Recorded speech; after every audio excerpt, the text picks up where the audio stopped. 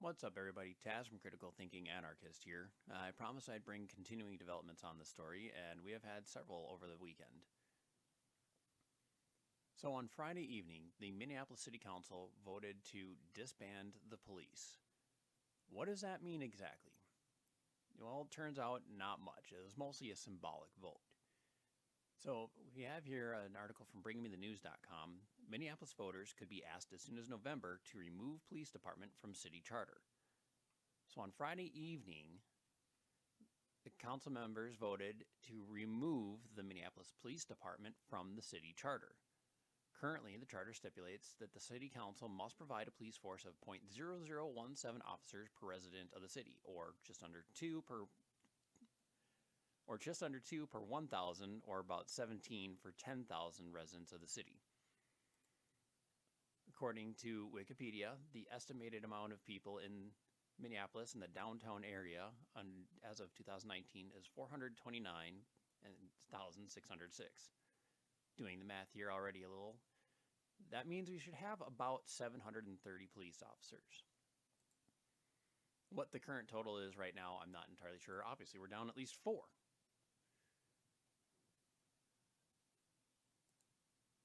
So really all that the city council did was say that they're going to put it on the ballot at some point that they want the city charter to be amended to remove the Minneapolis Police Department requirements. So it needs to be put on the ballot, and their deadline is July 7th. As of right now, they don't convene again until July 8th, so they would have to hold a special meeting. If they don't do it this year, if they don't get it done this year, then it has to wait until next year. Now, in relation to that, Minneapolis the city council also approved a year-long process to rebuild public safety. So in order to get rid of the police department, you have to change what happens and how everything goes. One of the biggest things that they, of course, need to take a look at is the 911 system. Because currently the 911 dispatch is, I believe, mostly run by the police. And so that would have to be revamped so that they could, at the very least, you want EMTs and firefighters to have zero disruption. Regardless of everything else, you want the EMTs, when someone's injured or hurt or whatever, or ill, or there's a fire somewhere, you want the EMTs and the firefighters to be able to get to where they need to right away. You do not want that disrupted. So when it comes to other portions of the city, other portions of crime, then they need to figure out how they're going to handle that. So they're developing task forces to figure out how best to go about that. And of course, they're saying the city council will engage with every willing community member of Minneapolis, centering the voices of Black people, American Indian people, people of color, immigrants, victims of harm, and other stakeholders who have been historically marginalized or underserved by our present system. Together, we will identify what safety looks like for everyone, except for white people. Great. Appreciate it. I mean, you don't want everybody included equally in this. You just want the people who are marginalized. Gotcha. Because apparently, white people aren't marginalized ever.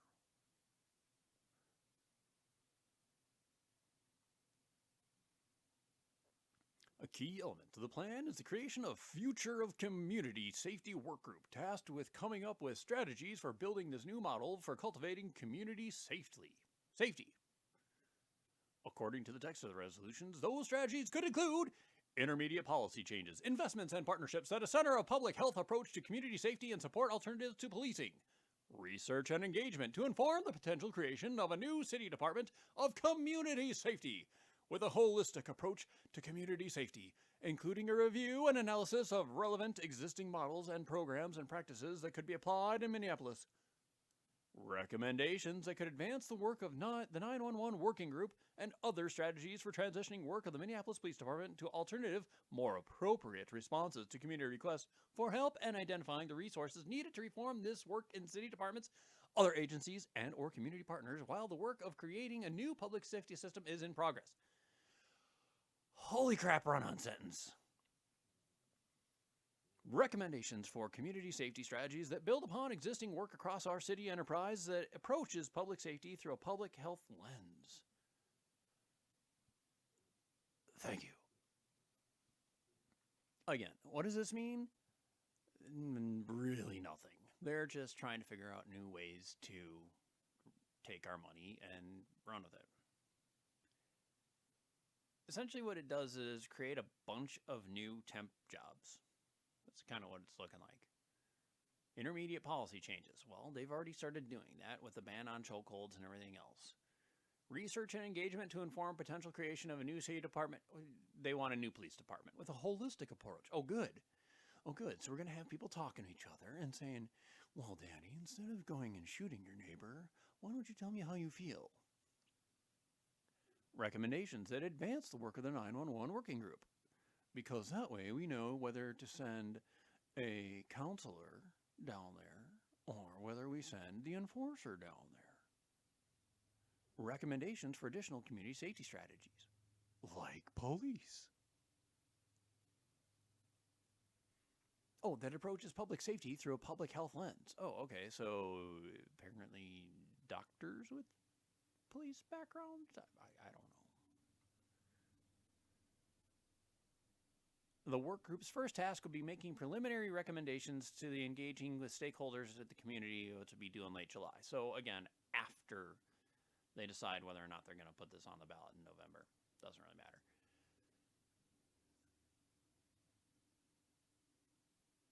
The one tiny thing that I said in this whole thing is that Mayor Jacob Fry is opposed to ending the Minneapolis Police Department.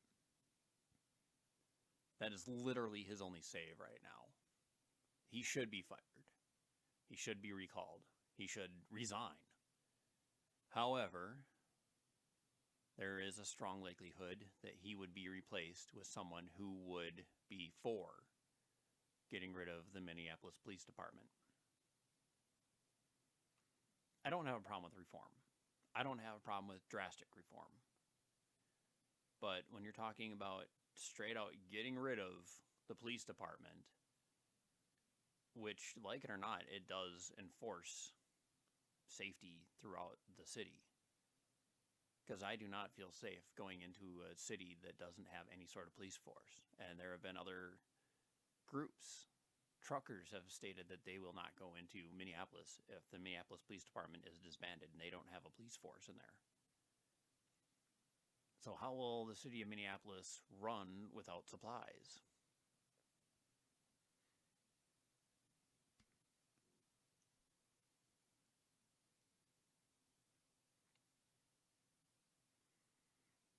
It remains to be seen what exactly will end up happening. Again, it's in the very early stages, and thankfully the city council doesn't have the ability to just do what they want. The city council is already fairly corrupt, in my opinion, as it is. Jeremiah Ellison is the brother, I believe, of Attorney General Keith Ellison. So when you have two people in higher power political affiliations who can piggyback off each other, who are in the same family, that already says quite a bit about the state of things. But anyway, so that's that as of right now. We will see if in the next 3 weeks the Minneapolis City Council gets together again and decides to put it on the ballot. After that, it would take until November and the results from the ballot to see whether or not the Minneapolis Police Department is actually removed from the Minneapolis City Charter. If it does happen that happens, then the Minneapolis City Council will have more power. Right now, it's because it's in the city charter, all they have to do is ask the voters whether they want it or not. And of course, there are a lot of people who are not heard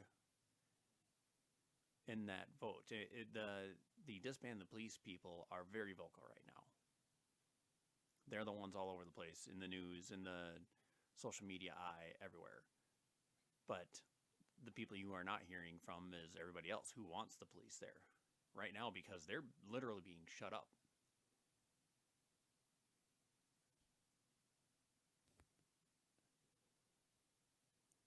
They're literally being shut up on social media.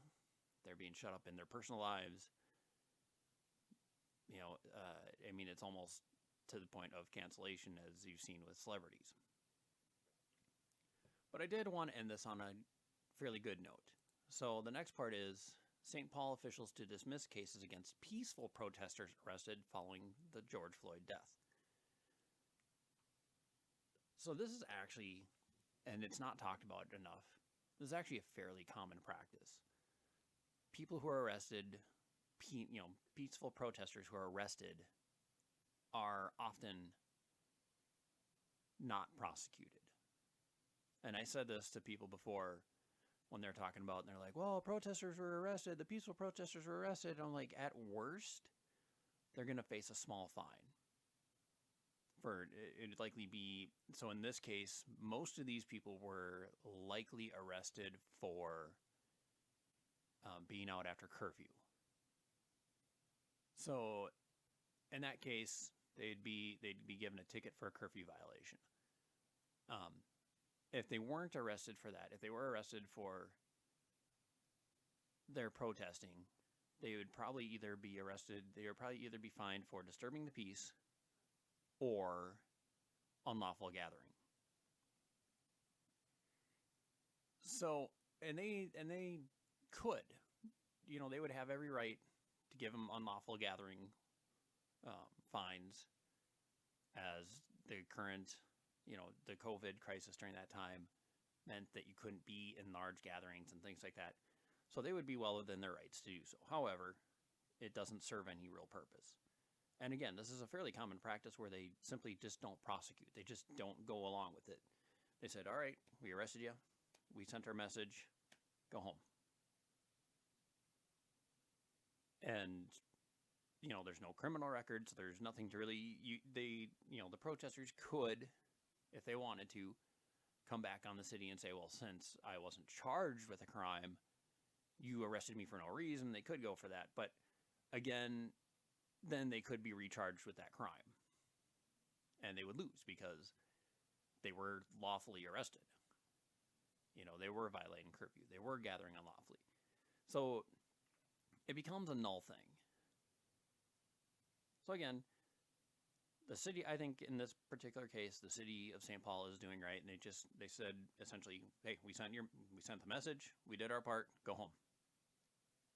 It's not going to be counted against you. Go home. And the nice thing is that a lot of these funds that were set up for the peaceful protesters, quote unquote, for the peaceful protesters to have their day in court and pay their fines and everything like that. These particular people won't need that. It's not going to be on their record. They're not going to have to pay any fines. They simply spent their night in jail or their weekend in jail, and now they're home with their families, and it doesn't count against them. They can go on with their lives. And again, the peaceful protesters were never the problem, and that's what this is saying. They're saying, you were never the problem. We know you weren't the problem. You were just out too late, or you're in the wrong area. But they needed to do this, and it sucks. They needed to do this because otherwise the rioters, the terrorists, would also be held unaccountable. They wouldn't be held accountable at all. So the ones that really are responsible for the destruction, for the deaths, for people's livelihoods going up in smoke, literally, those are the ones that need to be prosecuted, need to be charged. So this just dismisses the innocent people, which is good. Anyway, I'll keep you updated on the Minneapolis Police Department as that continues going forward, and I'll talk to you all soon. Bye.